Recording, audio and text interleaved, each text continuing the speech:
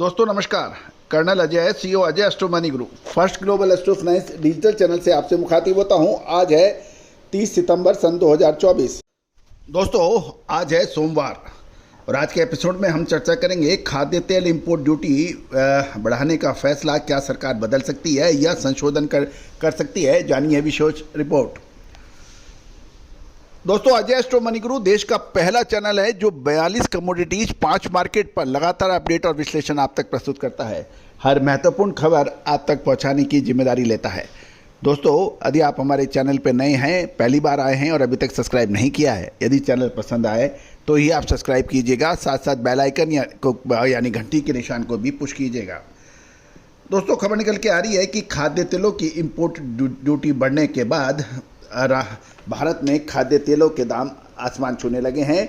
दूसरी ओर ये माना जा रहा था कि भारत चूंकि विश्व में सबसे बड़ा खाद्य तेल इंपोर्टर देश माना जाता है कि यहाँ ड्यूटी बढ़ने से अंतर्राष्ट्रीय एक्सपोर्टर्स देश खाद्य तेलों की कीमतों में कम करेंगे ताकि सामंजस्य बैठ पाए, लेकिन ऐसा हुआ नहीं।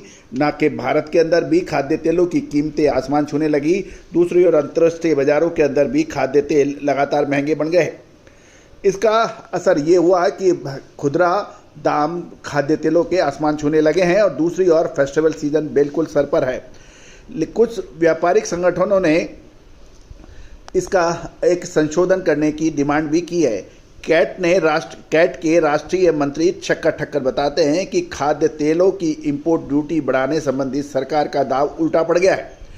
सोयाबीन के दामों में घमासान जारी है और सोयाबीन के दामों के उछाल के लिए बीते दिनों में केंद्र सरकार ने कुछ अहम फैसले लिए थे, जिसके तहत महाराष्ट्र, मध्य प्रदेश, कर्नाटक और तेलंगाना से एमएसपी पर सोयाबीन की खरीद की घोषणा की गई थी। तो वहीं इसी कड़ी में सोयाबीन के दामों में बढ़ोतरी के लिए खाद्य तेलों की इंपोर्ट ड्यूटी बढ़ोतरी की थी, जिसके तहत पाम ऑयल, सोयाबीन, सूरजमुखी तेल की इंपोर्ट ड्यूटी में 20% तक की बढ़ोतरी की गई थी। केंद्र सरकार के इस फैसले से सोयाबीन के दामों में सुधार हुआ था, लेकिन पिछले कुछ दिनों में ये भी अटकलें लग रही है, अफवाहें उड़ रही हैं कि केंद्र सरकार एक बार पुनः खाद्य तेलों की इंपोर्ट ड्यूटी में बदलाव कर सकती है। गौरतलब है कि एमएसपी के ऊपर सोयाबीन की खरीदारी अक्सर अक्टूबर से जनवरी के बीच में होती है और ये हर साल होती है। अब महत्वपूर्ण ये है कि यदि सरकार एमएसपी पे सोयाबीन की घोषणा कर रही है तो इसमें नया क्या है। दूसरी ओर सोयाबीन के दाम पूरे साल किसानों के अनुसार बहुत नीचे रहे थे और उनको लागत भी नहीं निकली थी। इससे किसान संगठनों के बीच में रोष पैदा हो गया था। दूसरी ओर महाराष्ट्र और हरियाणा जैसे राज्यों में महत्वपूर्ण विधानसभा के इलेक्शन ड्यू हैं।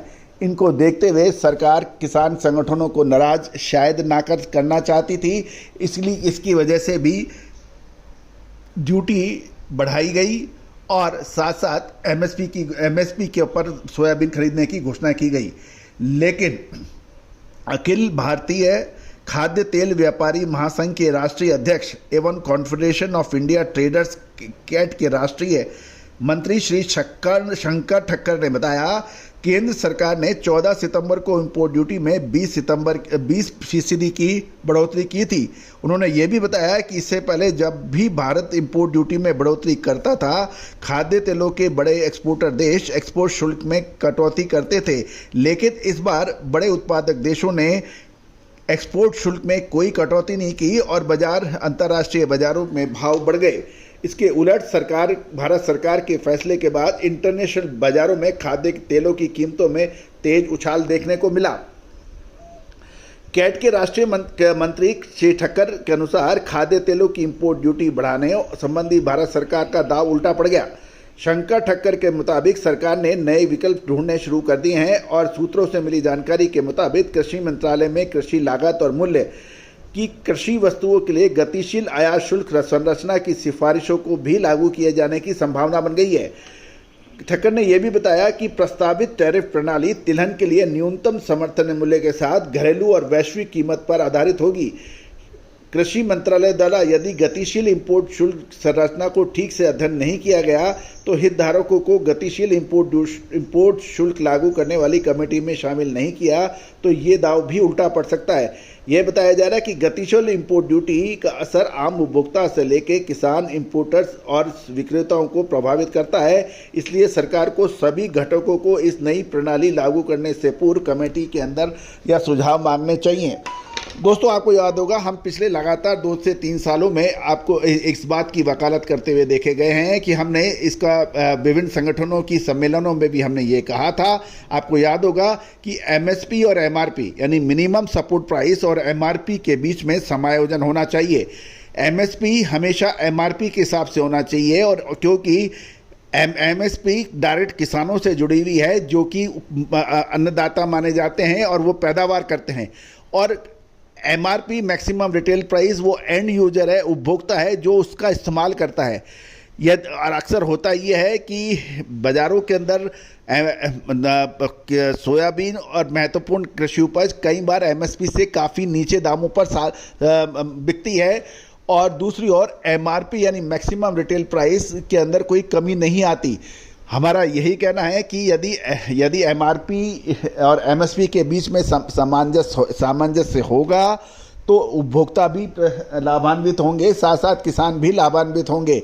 एमएसपी के हिसाब से ही एमआरपी निश्चित होनी चाहिए, क्योंकि जो उत्पादन लागत है और उसके अंदर किसान का मेहनत और लाभ जुड़कर कुछ निश्चित प्रॉफिट तय होना चाहिए। उसी के आधार पर पूरे देश में ये माल बिकना चाहिए, और इसकी खुलासा वेबसाइट्स या पब्लिक पोर्टल पे भी होना चाहिए, और जो उससे अधिक माल उपभोक्ताओं को बेचना चाहता है उस पर कड़ी कार्रवाई होनी चाहिए। दोस्तों, देखना यह है कि अब क्या होगा, लेकिन हमारा चैनल आप देखते रहिए।